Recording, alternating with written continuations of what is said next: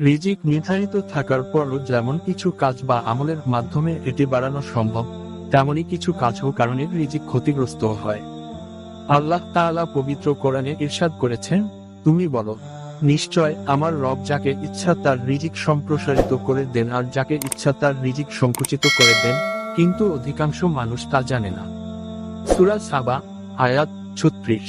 পবিত্র কোরআন ও হাদিস থেকে জানা যায়, বেশ কিছু কাজে মানুষের রিজিক ক্ষতিগ্রস্ত হয়, অর্থাৎ রিজিকে বারাকা কমে যায়। কাজগুলো হলো: ১.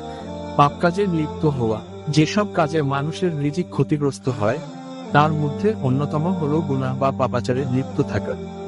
শাওবান রহমাতুল্লাহি আলাইহি বিবরণে আছে যে রাসূলুল্লাহ সাল্লাল্লাহু আলাইহি ওয়াসাল্লাম বলেছেন, সৎকর্ম মানুষের আয়ুষ্কাল বাড়াতে পারে এবং দোয়া মানুষের তাকদীর পরিবর্তন করতে পারে, আর মানুষ তার পাপ কাজের কারণে প্রাপ্য রিজিক থেকে বঞ্চিত হয়। ইবনে মাজাহ হাদিস 4022। ২. কৃতজ্ঞতা আদায় না করা। মানুষ যখন প্রাপ্ত নিয়ামতের শুকরিয়া আদায় করে না, তখন তার থেকে সে নিয়ামত ছিনিয়ে নেওয়া হয় আর এতে ক্ষতিগ্রস্ত হয় মানব জীবন এবং কমে যায় রিজিক। আল্লাহ তাআলা পবিত্র কোরআনে ইরশাদ করেছেন, আর যদি অকৃতজ্ঞ হও তবে মনে রেখো আমার শাস্তি বড়ই কঠোর। সূরা ইব্রাহিম, আয়াত ৭। মিথ্যা কসম খাওয়া ও ধোঁকা দেওয়া।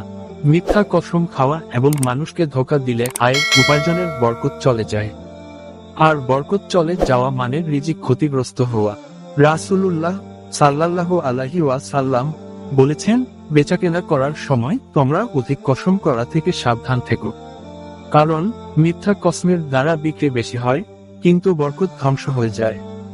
মুসলিম হাদিস 1607।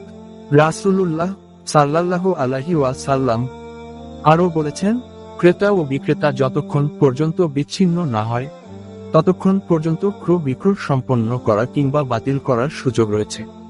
যদি তারা সত্য বলে এবং পণ্যের প্রকৃত অবস্থা ব্যক্ত করে তাহলে তাদের ক্রয় বিক্রয়ে বরকত হবে, আর যদি মিথ্যা বলে এবং পণ্যের দোষ গোপন করে তাহলে তাদের ক্রয় বিক্রয়ের বরকত ধ্বংস হয়ে যাবে। বুখারী হাদিস 2079। ৪. সুদের কারবার করা। সুদের মাধ্যমে ব্যবসা বৃদ্ধি হয়। আপাতদৃষ্টে এমনটা মনে হলেও সুদের কারবারের দ্বারা ব্যবসার বরকত নষ্ট হয়ে যায়। আল্লাহ তাআলা পবিত্র কোরআনে স্পষ্ট ভাষায় বলেছেন, আল্লাহ সুদকে ধ্বংস করে দেন এবং সাদাকাকে বর্ধিত করে দেন। সূরা বাকারা, আয়াত 276। ৫. যাকাত না দেওয়া। যাকাত ইসলামের অন্যতম স্তম্ভ বা মৌলিক বিধান। যাকাতের বিধান প্রণয়ন করে ধনী দরিদ্রের মধ্যে ভারসাম্য ঠিক রেখেছে ইসলাম।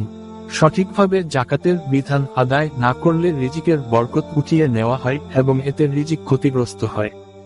রাসূলুল্লাহ সাল্লাল্লাহু আলাইহি ওয়াসাল্লাম বলেছেন, যখন কোন জাতি যাকাত আদায় করা বন্ধ করে দেয় আসমান থেকে তখন বৃষ্টিবর্ষণ বন্ধ করে দেওয়া হয়। পৃথিবীর বুকে যদি কোনো চতুষ্পদ জন্তু না থাকত তাহলে আর কখনো বৃষ্টি হতো না। ইবনে মাজাহ হাদিস 4019। ৬. হারাম উপার্জন।